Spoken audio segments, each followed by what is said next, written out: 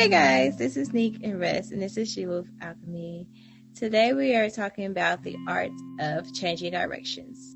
In today's episode, we will be talking about pivoting, changing directions, and hitting the brakes and making the U's.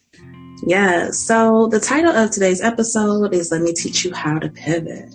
And we're going to be talking about how often we limit ourselves from opportunities, experiences, people, even new dreams because it seems so far out of reach or so different from where our life currently is.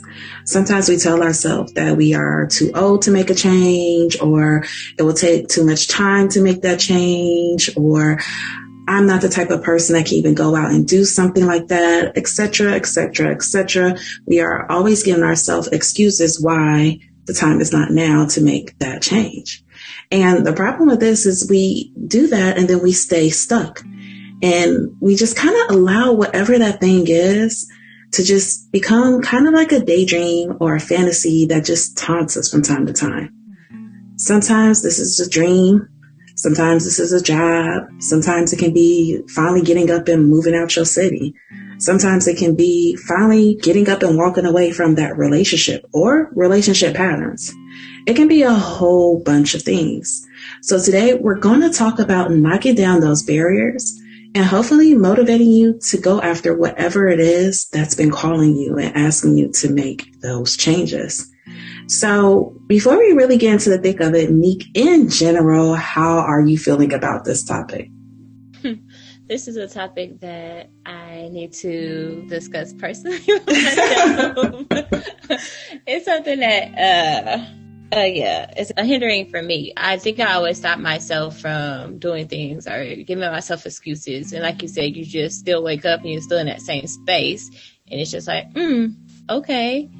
Could have did something about that. So this is something that I am still working on, currently trying to work on, but it's something that's huge right now, really personally in my life. So what about you? I just want to say though, but you actually, I think you're doing really great at this. You've been doing a lot. Like in the last year, you have made more changes than I have known you to make in like our 10 years of friendship. Mm-hmm. Like you've really been on it. Consistent. I stay consistent to one thing. You do. But yeah, lately it's just like, yeah, you're right. But I still see. Yeah, you've been doing awesome. For me, this is not a issue for me. I like change. I like adaptation. I like staying with the flow. If anything, it is staying with things. Staying with things is what me and my therapist are currently working on, okay? me not getting up and deciding to do something completely different. So this comes somewhat naturally to me, change, and not so much in a structure way though. Like I feel like some people are like, okay, I'm going to do this. And so I'm going to call around, I'm a research, I'm a blah, blah, blah. And don't get me wrong, I'm very much a research person. I like reading about things, but like I just be vibes. Like I really be running off vibes, guys. I literally just wake up one day and be like, yeah, no, I don't think this is what I want to do. And I'll just do something different. And then I start researching while I'm doing it. But so for me, I think this is something it's a natural for me to do, or maybe not natural, but it's just the way that my life has gone to just up and change movements, kind of quickly. I'm consistent to change. If you're consistent, I'm consistent to change. I would say that. Yeah. I agree. So with all that said, though, we talked about it. This last year, you actually been making a lot of moves. You've been making a lot of changes. You've been like, you know what? I'm not happy with this. I'm going to start something new. I'm not happy with this. I'm doing this. Like, what is something right now that you could speak to that you're like, no, this is something that I have put off. And I finally was like, no, I'm going to make that move. Like, what was that experience for you? What was that thing that scared you? Why did it scare you? And what finally was that push for you? I think now, I haven't actually made the move, but I'm making ways to get to that move, a career change. But I think it was the thing that pushed me is that I'm not happy. And I'm just so tired of not being happy and waking up every day like, what's new? Like, this is not it. The scary part is just starting over, being a single mom. And I guess the single mom part of it, not spending enough time with my child or finances. But I'm seeing now I just took a whole break and I'm totally fine. I'm not bad right now. And I really could be. I took off for the summer. I took a pay cut. I took off for the summer to just figure out what it is that I need to do with my next step in life, career. And then it's kind of scary because I am older, not really older, but considered older from when I thought I would be at this point in life, I guess. Mm-hmm. To make a career change? Yeah. At 35. I mean, I am 34, but I keep saying I'm 35 because I'm damn near 35. So, Hold on. Her birthday was in March, okay? You just turned 34. The time is coming. Like, oh my goodness. But but it's just like, okay, you can't keep doing it. It's like, it's never going to be a good time. I know I might struggle, but I don't think I take on my struggles as hard as I used to. I just like, I'm going to get through this too. I'm just waiting for the time to come, but I don't sit in it. So I think that's what it was, just not being happy. I'm like, you got to figure something out. And if you got to make sacrifices until you get there, the ending point will be great. And you can never say that you didn't put your hopes and wishes and everything else into action. And I won't regret it. I don't feel I will because I took the steps to do it. I think my regrets is more not going through with my plans. And that's where I'm at now, just holding myself accountable with that. Even though I still have my baby steps and I still have my pullbacks, I'm still trying to hold myself somewhat accountable. But I think it's important. One thing that you said was that, like, you decided to make the change because you weren't happy and you're just like, okay, I'm still thinking about this. And just a little background for you guys. Like Nique said, she's about to make a career change. This is a career change we've been talking about since we were in undergrad. Like, since we were, me and her legit, after like our first class together, both were like, hey, you should probably change majors. That's how long this has been in the making. Exactly. But I think it's powerful because it shows you, like, when you have a calling and you know you have a calling tell you to do something else, it doesn't just go away. We're talking 10 years here. It doesn't go away. It just compounds till you get to that point where either you're like, okay, well, I'm going to live in misery over this, or I'm going to still have to do the change anyway. And now you are doing that change, but it's like, okay, I'm doing that change, but now I'm doing it as a mom. Now I'm doing it with a mortgage. Now I'm doing it with this. And I think this is why it's so important to, like, when you feel that call, try to start seeing, okay, well, how can I make that change right now? I'm a big believer in intuition. I'm a big believer in, like, my spirit ain't calling me to do something unless I'm meant to move on that. And I think sometimes we tell ourselves, well, like, it'll be easier later. I can't do this right now because of this. I can't do it. But the further you push it off, guess what? Every stage of your life, you're going to have a reason not to do it. Yeah. Like, I think back then the reason was you needed like a whole bunch of sciences, right? Classes. Or I don't really know. I can't remember what the reason was when I was at UC. Maybe I was like, okay, I got this far. I want to finish school. Probably. I was frustrated with feeling like I should already been done. Yeah. And it was still in my head. I was like, but I'm not going to. It was stupid. It was just for me to finish that goal, just to say I did it, because I was in my head like, okay, I'm going to finish this and I'm just going to go get my second degree in nursing right after. That's what I was thinking in my head. But I really wanted to finish because I was like, I had to finish something. Yeah. But it's always an excuse. Always an excuse. And I get pregnant. I'm like, well, I gotta like, it's just always something. Life will keep throwing you things, and at some point you gotta choose, like, okay, either I really feel like this is something I need to do, or I don't. Yeah. So, but what about you? Girl, everything. Like I said, you don't have problems with this. I don't. There was a period of time I would just wake up, be like, yeah, I'm gonna move. And I would just move. So, yeah, for me, it's a lot of things. The same things with jobs. I think for the season 1, I talked about this more, but I was very quick to be like, yeah, I'm leaving. Yeah, I'm gonna quit. I'm gonna go ahead and turn my 2 weeks in. Like, I was very quick to be like, this is not the place for me. And I would just, the minute I felt like, I don't feel like this is I don't feel aligned with this, I would be like, all right, well, universe, show me what you can do. I'm really big on being like, all right, universe, show me what you can do. Show me how good things can get. And so, jobs, locations, Lord knows relationships. I'm very good at being like, you know what? I just feel like I'm not your person. I just feel like I'm not that person for you. Go off, go find your person. Be happy, be great. But I will say, I had this happen in a relationship. I was in a relationship where I was serious. I somehow got to the point of engagement. And that was probably the hardest to walk away from because that person really was like my best friend. And that was something that was hard for me because I knew that we should not have gotten married. I knew we should have not taken things this far. And that was really hard for me. In them. And honestly, both of us not getting married to each other allowed both of us to be, I don't think neither one of us could be who we are today if we actually stayed together. They made a lot of progress. I made a lot of progress. Both of us have made a lot of progress. And every now and then I'm reminded of that because I got to talk to him every other day because we have a child together. But I'm reminded of that because he'll tell me something and I'm just like so freaking proud of him. And I'm like, yo, you would not have been able to accomplish that with me because I would not have been supportive. Like, I know I would have. I would not have been supportive of that. You know, even some things with me where I know like there's certain experience I've had that I had to be a single woman for me in order to have that experience.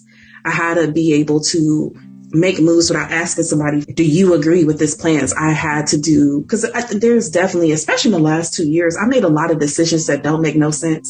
That's literally just, again, off vibes, off of like, I don't know, this is what spirit says, so this is what we're going to do type of thing. And there's no way he would have let me have done, there's no way he would have let me do that. It would have been a fight or argument, I mean, yeah. Like, oh yeah, I remember recently I was like picking my daughter up from his house and I think I had on like a quartz crystal or whatever. And he'd be like, here go you with this shit. And I was just like, so there's no way. And by the way, it was just a necklace. Like I was just, it just matched my outfit that day. But like, there's no way I knew like a year ago, 2 years ago, I would have said to him and be like, yo, you know how I went through school for all that stuff? Yeah. You know how supportive you were when I was in grad school? I'm going to throw away all that grad school stuff and just do something I've never done before, hope that it works. And we're going to see what happens. Like, there's no way he would have supported that. Yeah. And so for me, like, that was a big one because, one, I was in a place where, I don't think anybody really believed I could commit. So I felt the need to like prove and hold on to this relationship because I was like, look, there is a person that can deal with my crazy. Y'all right. I probably need to hold on to this. And I knew that it wasn't right. I knew that wasn't right. I knew that they're in my life for a very important reason. They're amazing, amazing, amazing, amazing person. They're an amazing father, but we weren't supposed to be each other's spouses. Yeah. And so for me, that was one because I felt it before I even said yes to being engaged. I knew that it was something that I was being told very strongly, and I held on. And when I was able to walk away, at first it's hard, but like looking back now, I'm able to look back and be like, yo, look at how far we've came, and we would not have been able to come this far. We would not be able to have the type of joy we have in our lives right now if me and you refused to just listen to our intuition and just went through with it anyway. Yeah, that's true. You had prolonged that. Mm-hmm. It wouldn't have been good. Like, you know what I mean? Like, oh no, it wouldn't have been good for me, him, the child. Like, yeah. I personally think it's important to remember that our plans are meant to change. Mm-hmm. We've talked about this before. Everything on the planet is meant to evolve or fade away. Having a plan is good. Recognizing the plan no longer makes sense for where you are in life, and doing the steps to change the course is always better. I agree. And it goes back to what we were talking about, where it's just like, there's no such thing as growing as a person without change.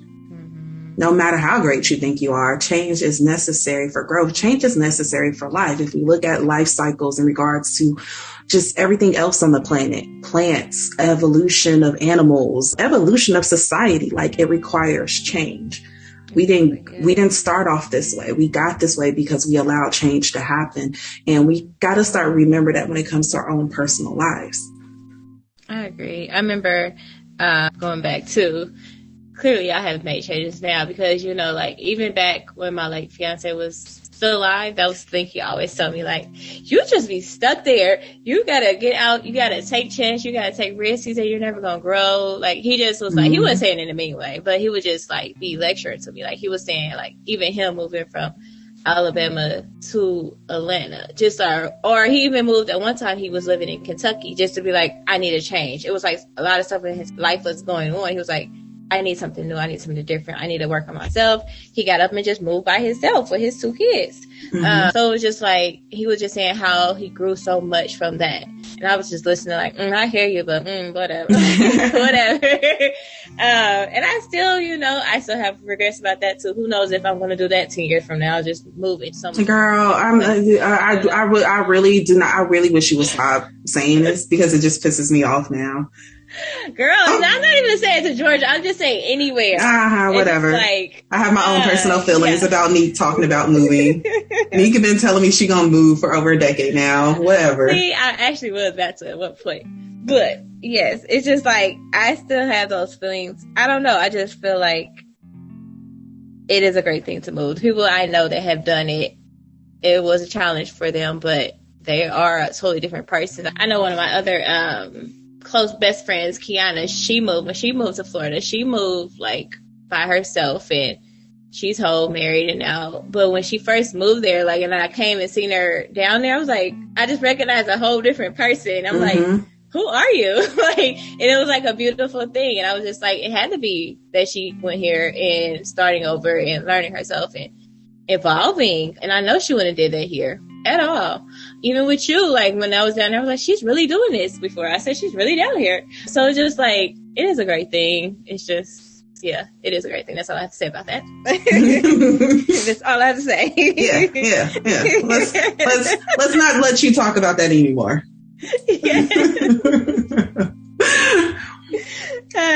Carry on.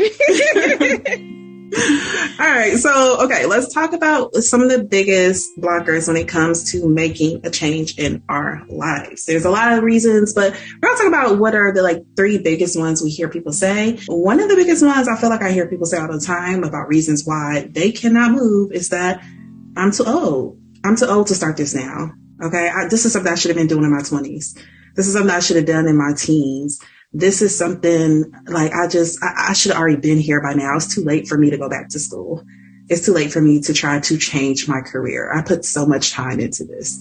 And I want to just run through a couple of names of people that y'all should recognize to remind you that you are not too old for anything. So here's just a list of a couple of people who changed their timelines later in life. Ava DuVernay, who we know is an award-winning director. We know her from films like Selma, A Wrinkle in Time. But yeah, she originally went to school to be a journalist. That's what she went to school for. She actually covered the O.J. Simpson case. Like when she was in school, she was like an intern that got to like cover that case wherever she was interning. And then she decided that journalism wasn't for her. And then she decided to do public relations and decided public relations wasn't for her. And then she went on to be a film director. And in fact, I was reading an article about her the other night, and she actually never even picked up a camera until she was 32 years old. And she is an award-winning director. And again, she changed her mind about what she want to do, who she want to be several times in her life. Then we also have J.K. Rowling, who, when she was in her late 20s, she was a single mom, recently divorced, battling clinical depression, struggled with suicidal ideation. When she finally went on to write her Harry Potter books, she had just finished up some like training to become like a teacher. And she got rejected by 12 different publishers before someone finally said yes. And even when they said yes to her, they only printed 500 copies of her first Harry Potter book. Wow. Then we also have Vera Wang, who we know as like top-notch bridal dressmaker. But Vera Wang actually, from a very young age, was studying to be a figure skater. Like, that's what she was doing. She wanted to go to Olympics and she didn't qualify. And so after high school, because, you know, when you are talking about Olympics and stuff, these are kids that are like 5 years old training to go to Olympics when they're like 14. Yeah. Mm-hmm. But she did that and she didn't qualify for the U.S. Olympics team. And so like she did go off to college. She decided to study, I think, fine arts.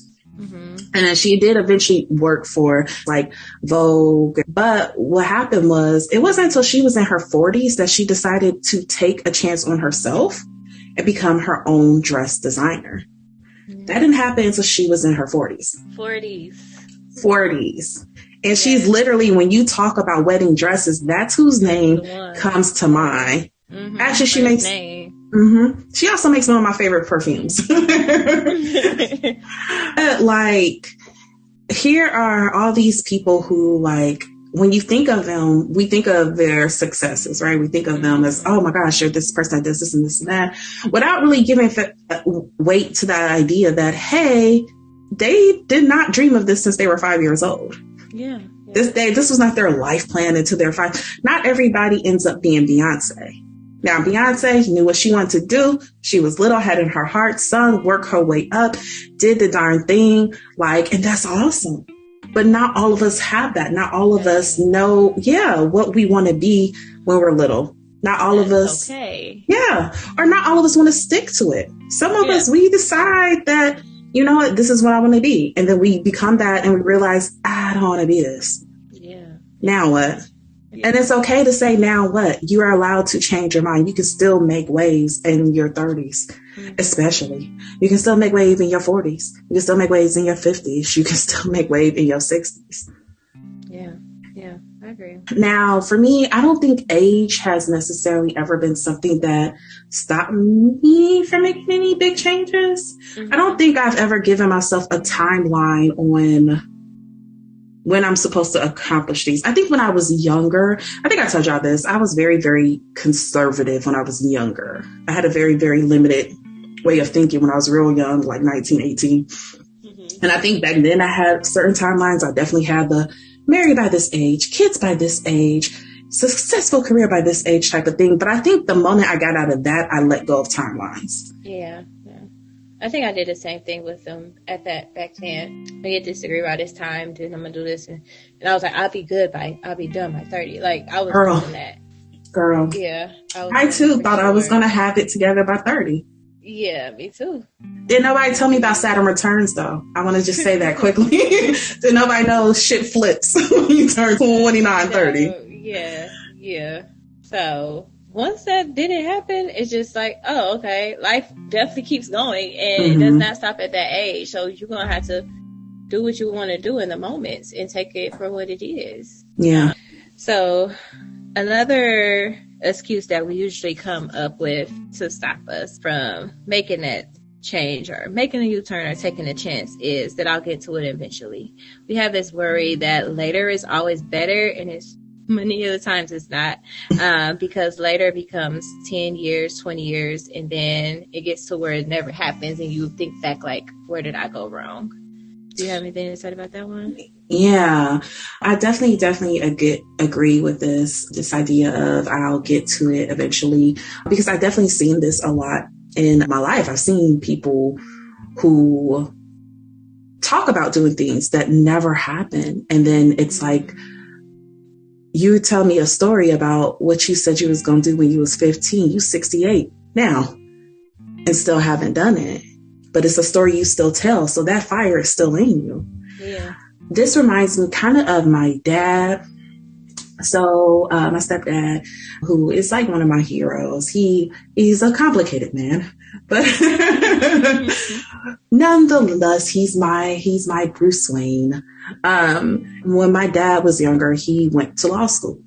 He did 2 years. And then his second year, his mother got sick and he was going to law school out in Cali, and my grandmother lived in Ohio. And my grandma got really, really sick. And so he stopped going to school so he could move back to Ohio so he could be closer to his mom, so he can kind of help out and so forth. While he was there, he ended up getting a little bit distracted. He went back to school, but he went out back to school for something completely different. He went to seminary, which is like Jesus college. But it was something that was always in him, like to the point that when I was younger, my stepdad used to tell me that I was going to be a lawyer all the time. He used to tell me like, you're going to be a lawyer. When I went to school for social work, he was like, I mean, okay, that's fine. You going to go to grad school and you're going to be a lawyer. And then when I went to grad school, and I went to grad school again for social work, he was just like, can we not do a dual degree? Like, what are we doing?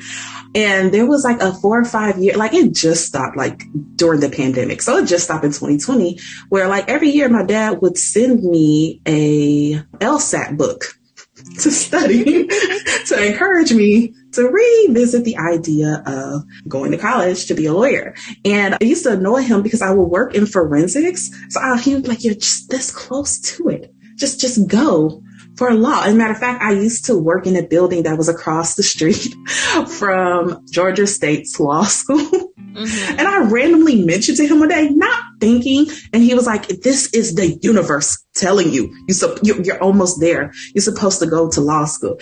And I finally got in my head like, oh no, I feel like it's the universe telling you that this is a dream that you never got over. Trying to leave it to me. Yes. Yeah, I can see that.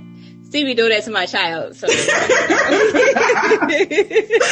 can definitely see myself do that. Like, don't you want it? Yeah. So let me Journey right now. Journey gonna be somewhere in the corner doing twirls. Like, Mommy, I want to be a dancer.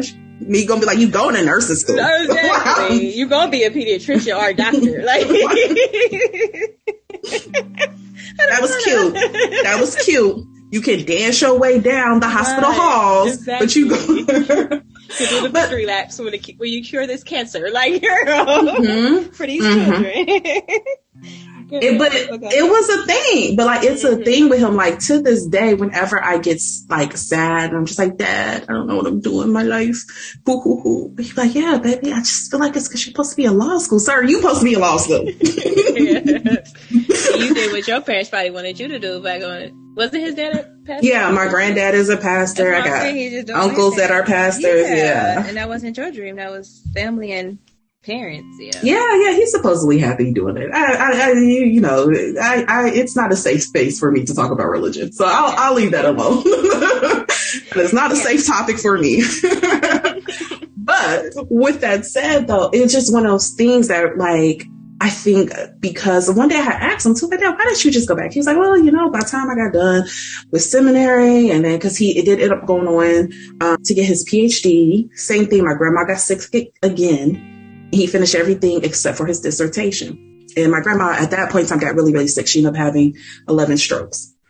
And so he was just like, after all of that, he was like, I had got remarried and, you guys were in my life, and it was just too late. And he was just like, I was just too old. I had too much going on or whatever. But like, it's something that still to this day, like he brings up, like literally every time I'm like, Dad, I just feel so unfulfilled. He's just like, yeah, you should try being a lawyer. But yeah, it's just one of those things where it's like, okay, I'll do it later. I do it later. And it turns into never. Because like now my dad's about to be 70. Mm-hmm. He's going to be, I think, 69 this year. I don't know if that is wrong. I know he up there. He's somewhere up there, and he's definitely not about to go back to school, but it's something he still talks about. It's something he still brings up. It's something he's still like, matter of fact, the other day I had sent him a video of my daughter. I can't remember what my daughter was doing, but being my daughter, it was doing something different than what society told her. Okay. Yeah. Like I know that. And my dad was just like, oh, look at my little future lawyer. And I was just like, sir, if you don't take your behind back to school. Exactly. Bye, sir. Because now it's being pushed off to my daughter, who is too much of a free spirit to be a lawyer. If that's what she decides to be, it would surprise the hell out of me. But it's something in him that never went away. And even though he said like he didn't, because, once that got interrupted, life happened, and then he just, I'm too old to do it. Mm-hmm, mm-hmm. But it's still in his heart. My dad about to be 7 years old, and it's still something he thinks about. And it's still something that brings him happy. Yeah. Yeah. Great example. Yeah. Now, one of the other examples that we are going to talk about is I guess no monies, which is valid. Which is a valid point. I got no monies. It is for something that, saying? But yeah, it's a valid point. Prime example is me. Like, yes, I don't have any money, but I'm still surviving and I'm still getting to these goals. But go ahead, you can talk about it. No, it's a very valid point. Well, here's my thing is like, but when you gonna have the money? Like, that's how I look at it a lot of times when I want to start stuff. Also, I'm big on having an abundance mindset. Now, don't build up my credit score while I say this, but I legit begin ideas and just be going. Mm-hmm. Don't even think about the money and I literally just like, I'll be covered. Yeah. And I believe it. I'll walk in that. Like, I believe like I'll have the money I need to cover what I need to be covered, with the whole belief of like, more money will come from this. I'm going to get more money from this. Yeah. Like, this is not financial advice. Let me be very clear. Never take a financial advice from me, okay? My dad will tell you. It's fine. It's fine. Our credit score decent. With it, like, I could get a house if I had the money. Credit-wise, I could get one technically, in theory. We in there. But I really do. This is just me personally, but like I really do walk into things with the belief of like, I'm going to be okay. Mm-hmm. I'm going to have the money to cover this. I'm not about to stress over this because I have already said to the universe, this is how much I need to make this happen, make it happen. And then I just trust it's going to happen. Yeah. And I get it. Not everybody can do that. Not everybody like wants to have that type of thing. That's fine too. But there's small steps you can take to do things that aren't a financial burden to you as well. Mm-hmm. Yeah. Like, you might feel like, okay, I want to be an actor, but I don't have the money to just walk around all day applying for nothing but callbacks and so forth. I need to have a regular job. Okay, but can you go on callbacks on your days off? Mm-hmm. Can you do interviews on your days off? Can you at least start recording your reels to send out to companies? Can you at least start recording reels and getting headshots to at least get an agent? Yeah. You know, that you don't have to, I'm not saying you need to run off and move to California right now and live with 20 people in a 2-bedroom apartment right now. Mm-hmm. I'm not saying that, but I'm saying is there are small things you can do until you feel you are getting that push to do the big stuff. Yeah. You just have to make a start. You don't have to jump head first into it, but you know what? You can at least put on your bathing suit. You can at least dip your toe in the water.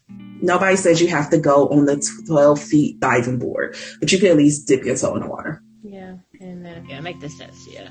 Because it's like, I think I'm like you, which don't take advice from me, but I'm just like, I always had that mindset too, like, it's going to come. I don't have no fears about it.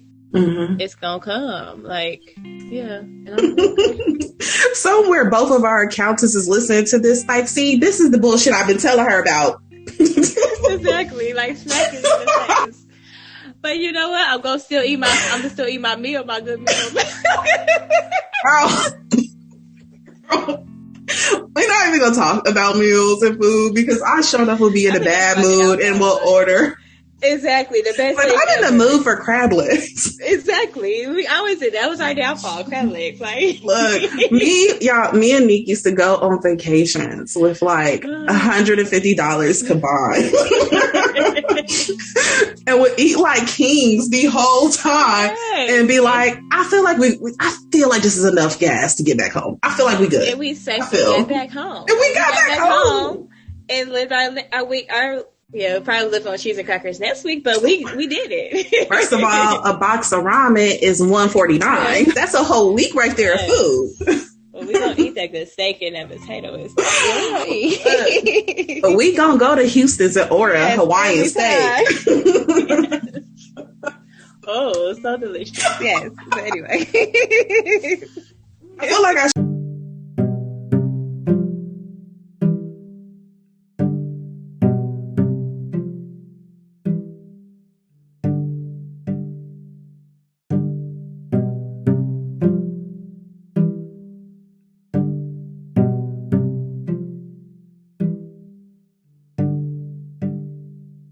to just like take this portion of the episode and just like save it for us to send in with our taxes next year. It's like, if you have any questions, like, there you go. If you're like, why doesn't this make sense? Vibes, man. We live in our vibes and crab legs. Exactly. But going back to that, another big important thing is like, yeah, manifest that. Like, really manifest that. And I know we use that term and people be like, okay, that's a social media term. That means nothing, that y'all keep saying. But it's legit. It's for real. Like, there was a moment, I can't think of it right now, but there was a moment me and you both were like writing down different things we were manifesting, and we would tell each other like, girl, let me tell you just what just happened. And it will legit be like something that we're like, I don't know how this is going to happen. Like, it makes no sense for this thing to work out. And then it would just work out. Yeah. And here's the thing, like, manifest is just praying. So if you're like, I don't like that term, then pray. Then ask the universe. Then, you know, whatever it is you want to call it, all it is saying, have the belief and send out intentions to make this thing happen. There's a reason why throughout the world, throughout ancient scripts, you will find in various texts and various religions and various societies, basically a belief that your words have power and that you can create your own reality. We all have a different text saying this. It's just using it in different words, but all it is really manifesting it. And saying, be mindful of what you speak. Stop telling yourself that you broke. Stop telling yourself I don't have money. Stop. There was this sidebar. There was this song I found on this meme. Like, it was a video of a girl, and it was like a meme of her like eating or whatever. And the whole thing was like me being 33 at home, chilling on a Saturday night, eating 2 pizzas, going to bed before 9. Whatever. But on the video, on the little clip, it had this song, and I really liked the beat of the song. And I really liked that 5 seconds of the song I heard. So I Googled the lyrics, found the song, downloaded it, and was like super hyped. However, that 5 seconds of the song was the only part of the song that was good. The rest of the song, let me tell you, because I was so shocked, I had to text my homegirl. Let me see if I can find it. I had to text my homegirl because I was like, yo, I'm mad because I really like this beat. I really like the flow of the song. So it's like, but I have to delete it because I can't get with the words. She was like, what's the words? And the whole song is about drugs. What is this song? The whole song is about how, because like there's a part of the song where he went on to say, I'm never sober. Each time I'm in love, I need some type of drugs. I need some type of substance. And so I end up just deleting them. Yeah, not saying, you know, if y'all want to listen to that, that's fine. No judgment whatsoever. But for me, I know like I can go on autopilot when I'm listening to music. Like I'll get into a zone and I will zone out while I'm listening to music. And I don't want to zone out with that type of stuff in my spirit. It's just a thing I cannot do. But like I was sitting here thinking about it too, like, damn, it's crazy that like we are in this huge, if you're in the mental health field, especially this is something you hear talk about, or if you're a nurse, doctor, something you hear talk about all the time, all of our trainings seem to be on it. We're in a huge opioid epidemic. And I was like, damn, it's kind of crazy though, because like when I was younger, like anything besides weed, you was getting making fun of. Like anything besides weed, people was like, that's not for black folks. Like that's what people would say. But like I was thinking about it like, dang, but if you think about it, a whole bunch of the popular music now talks about popping pills, talks about stronger drugs. It's talking about like, his song is talking about like, I don't need love. I need substances. Like talking about replacing our emotions with substances. And I know that seems like I'm about to go into conspiracy. I'm not. But I say that to say it's very important to watch what you say and watch what you put into your hearing. Yeah. Because one of the things, I even practiced this with some of my clients. I had a client who recently couldn't figure out why they were still feeling depressed, but they wanted to show me this song. I can't remember why, but they wanted to show me this song. And I was like, okay, I'll pull it up or whatever. At the end of our session, I'll pull it up. And so we finished out and I was like, oh, let me type it into, YouTube real quick. So when she leaves, I can remember to listen to it. This whole song was about suicide. So the next time I met with this individual, I asked them like, hey, do you listen to this song regularly? And they were like, yeah, I love them. I love this artist. And I had looked up the artist afterwards. And this artist was known for very heavily depressive songs. And I ended up asking them, like, do you have a playlist? And they're like, yeah, so they gave me their phone. I'm looking through their playlist and it's nothing but depressing music. It's nothing but murder, murder, murder, suicide. I need drugs, unhappiness. There's no such thing as love. And you falling asleep with this music on before you go to bed. This is what you're listening to when you go about your day. And again, trust me, I'm not saying that you have to only listen to Pharrell, I'm Happy. Again, if you put on Dipset, 45th and Broadway, I can tell you how to cook up crack. And I don't know how to cook up crack, but I know how to sing that song. So I'm not saying we have to do that all day, but we have to keep in mind, like, that does affect us. Yeah. That does affect us. That's the only thing, that you pour it into yourself. Even like music or just taking in what you watch. I know I had a friend that was watching something and he was doing all these disturbing things from this show that he had no business watching. He was like, it's great. And it's just like all these things around you. We have to watch what we put into our children. We have to watch what we put in ourselves, because everybody's going to be questioning why am I so depressed? What are you listening to all the time? What are you watching all the time? What are you feeding yourself on social media? Why is my child so depressed? What are they watching all the time? Why are they acting out at school? What are they watching on those little cartoons? Going back to manifesting, it's just like what you feed yourself with is what your outcome is going to be. And just to throw that in there, yes, it is so important to watch what you do with your kids. I watch it too, because, and I think we'll do a parent episode eventually. And I know all of our listeners ain't parents, but these kids be sending us through it, y'all. And I need to talk to somebody about it. We need to help y'all, help us, and help each other. Community. Yeah. But no, really, my daughter was doing two weird things. One, she was doing this weird thing. I don't even want to go into it, but she was doing this weird thing and I could not figure out where it came from. And come to find out, it was these YouTube videos. Like, my daughter, YouTube is blocked on all her devices because she finds the weirdest things. They're like technically for kids, but they shouldn't be. But another thing is, one day she came home to me and I was like doing her hair and I had her in the mirror and she was like, I don't like looking at myself in the mirror. And I was like, what do you mean you don't like looking at yourself in your mirror? She was like, I don't like looking at myself in the mirror. I'm not pretty. My daughter is 5. This is not a conversation I expected to have with her at 5.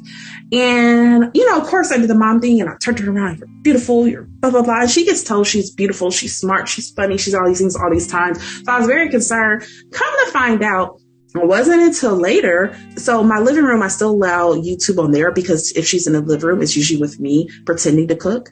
So I thought she was going to, I let it be on there because I can monitor it. But I took my headphones off and I realized she was watching this episode and it was a kid's show, except for the episode was about self-esteem. But in the show, the little girl was 13 and she was being bullied at school and told she wasn't pretty and that she didn't want to look herself in the mirror. Now, the show did follow up with you are beautiful. Everyone's beautiful. Love yourself. Apparently my daughter got distracted during that part. Positive parts, yeah. She started playing with bubbles and only that was the only part she took in. And it was one of those realizations of you literally mimicked what you saw. And with kids, I think it's very easy to see it. I think with adults, it's harder for us to realize we're mimicking some emotions that we are being fed.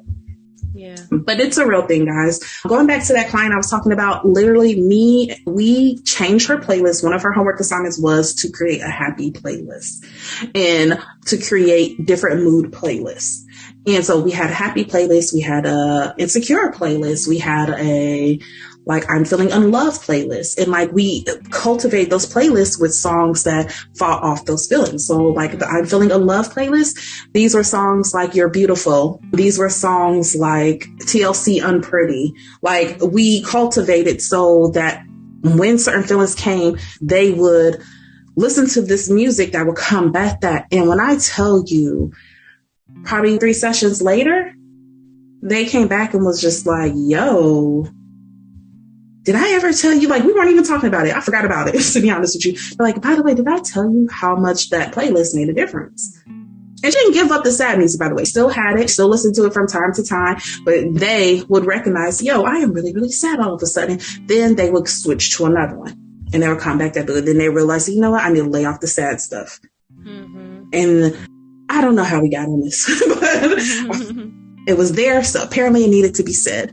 But yeah, going back to manifesting, I think it's just a big thing. And I think it's important to just claim stuff. If you feel like I don't have the faith to do that, then claim small stuff. Start off small. Take it in pieces, yeah. And like, here's the thing. When we make changes, all right, when we make those changes, you might not always wind up to where you initially thought you were going to be when you made that change, right? You might make a change to say, I want to be a podcaster. And you do podcasting. Maybe you like it, but then another opportunity comes from it. Maybe someone reaches out to you and is like, I really like your material. Who comes up with it? Oh, I come up with it. Who comes up with that? I come up with ideas. You know what? I work at an agency. I need somebody to be our idea person. I need a new writer. I need a blah, blah, blah. It can lead you to something else that you didn't even think of and love more. Change. You don't have to stay committed to that particular change. It's just about following what you feel and you hear your... I was going to say you hear your heart, and then Mario started singing in my head.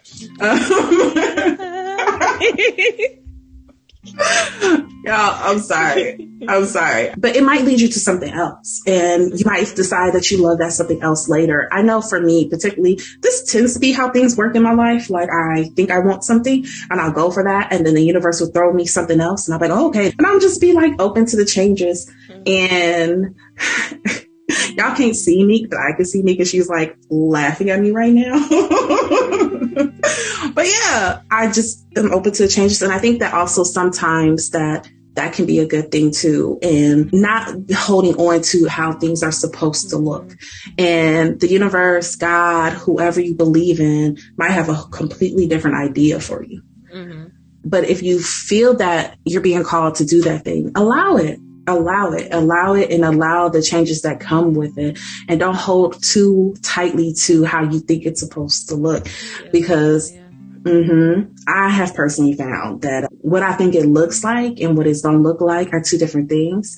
But my version is like way less than what the universe wants to give me. A lot of times I'm like, ooh, I really want this cupcake. It looks so good. And the universe is like, oh, no, honey, we giving you a bakery. The hell thing. You got all the cupcakes you want. You get in the bakery. So that's another thing to keep in mind there, is that it might not show up exactly how you thought it will. Allow the universe to make it show up even greater than the plans you thought for yourself. The biggest thing is to make that change, make the steps towards it. You do your part, and you allow whatever entity you believe in to do the rest. So what are some things we can do to actually make those changes, Nique? We could, first of all, study, get acquainted with the change that you want to make, study how you're going to get there, study what's needed to get there, and make the move, which is the second thing, making the moves. Once you study, once you figure that out, that's time to make some moves. Plan A, B, C, and D about how you're going to get there. And lastly, getting to know who you are doing this for, what you are doing this for. I know earlier you were saying like how your dad was saying like, well, it's because you have a lawyer. Are you doing this because your dad wants you to do it? Are you doing this because you want to do it? Are you doing this because it feels great to you? Just knowing your reasons. And does that fit well within your soul and within your purpose, is my opinion. Definitely, like Nique said, study, especially if you're thinking about doing something that's completely new. Read up on it, okay? You don't have to, some of that nervousness we get is because we're like, well, I don't know how to do this. I don't know how to. Sometimes having the material, reading about, okay, well, this is how others did it. This is how it's usually done, can help calm some of those nerves, and also can make that change go a lot smoother.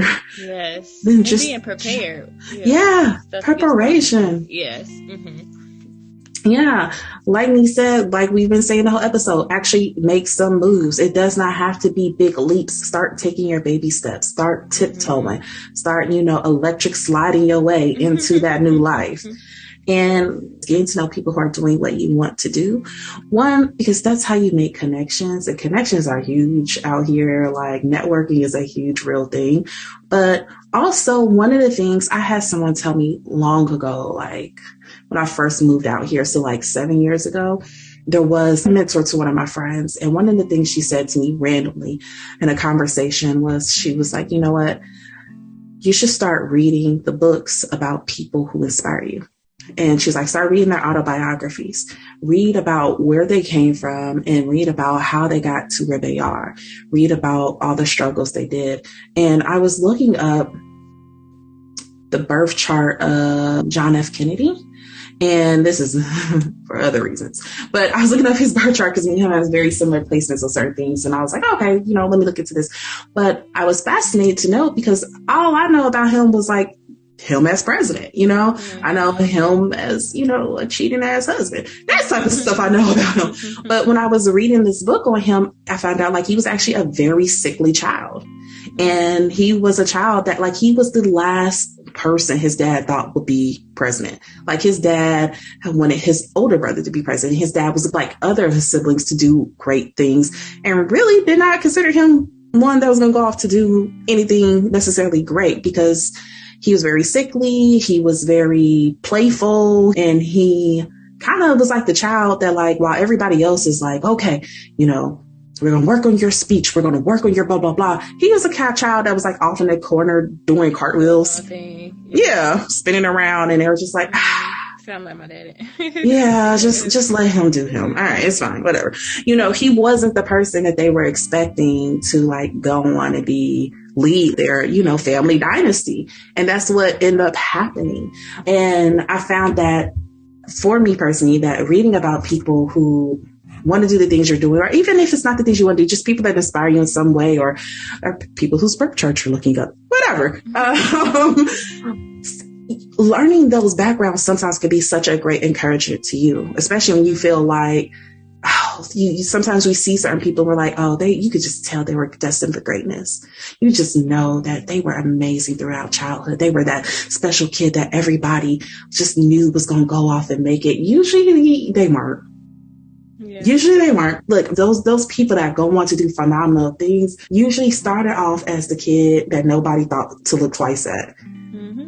So while we sitting there doubting ourselves, like, I'm not great, I can't, me having this big calling, me doing this special thing, I feel awkward. I don't even, I make people very uncomfortable when I talk.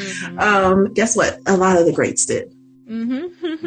So I think that's also think about only the negatives. And a lot of your greats, guess what? They did not start off on the path that we know them for. A lot of times they thought too that they were just going to be an accountant for the county, working a 9-to-5, and something happened. They got a calling. They got an urge to do something, make a change. And, now they went on to be, 2 Chainz. And that's the story of 2 Chainz. That's exactly how that happened. I don't know if y'all know that. No, I'm playing. That's not. Well, you sound so serious. She must be serious. No, that's not the story of 2 Chainz. I don't know how 2 Chainz came to be. That's the story. Yeah, she was looking really serious. I was like, all right. I'm just leave that in there and see if I can make that a thing on the internet. See if I can make that go viral. Like, did y'all know 2 Chainz was an accountant for the county? Oh, people really do this, and everybody's listening. You're gonna be somewhere on an MTV interview, like, what? Right. Oh man. Anywho, guys, another thing to keep in mind, like, this isn't even about just following your dreams in regards to like your job and your career. This is also about you. It's never too late to change emotional patterns. Okay. It's never too late to stop being a hot ass mess. Okay. Even when we're talking about emotional changes, because let's say like, okay, let's say you're known to be messy. You're known to be entitled. You're known to be a diva. You're known to be a fuckboy. Whatever it is, it's never too late for you to even stop that change. You don't have to be like, I'm almost 40 and this is what people know me as. And I might as well accept. No, you too. It's the same things can be applied. Study healthy habits. Podcasts about being healthy. Reading books about, okay, well, how do I stop being unhealthy? How do I stop being codependent? How do I stop having abandonment issues? Make moves. Get a therapist. Get a therapist. Yes. Just connect with people who bring out that side of you. Stop going back to exes that you know you don't want and you're using to fill some type of emotional hole. Yeah. Get to know people who are doing what you want to do. Start hanging out with healthy people. These same rules can be applied to other things when you are talking about making changes. It does not have to be tangible changes. This can be emotional changes as well. Yeah. It's never too late. You do not have to stay stuck in a pattern, especially people who think that these patterns define who they are as a person. Like, I'm known as messy. I'm known as being a fuckboy. I know it's me. Yeah. It doesn't have to be you. You are the only person keeping that as you. You are also allowed to get up and make a change, especially if you've been feeling called to walk away from that lifestyle. Yeah, I agree. So other than that, guys, that's all we have for today. I hope you guys enjoyed this episode. I enjoyed talking about it. I did too. As always, leave us a review on Apple Podcasts if you can. Leave us a review with some words. Follow us on Instagram at SheWolfAlchemy. Like, comment, share with your friends. The cool family members that get it. You can share with them too. Don't recommend sharing it with like great grandma. Great grandmas tend to not like me. They like you though. You have the personality. Let them just listen to Nique's part. Yeah. Other than that, guys, we'll have a new episode for you next Thursday. And bye. Bye.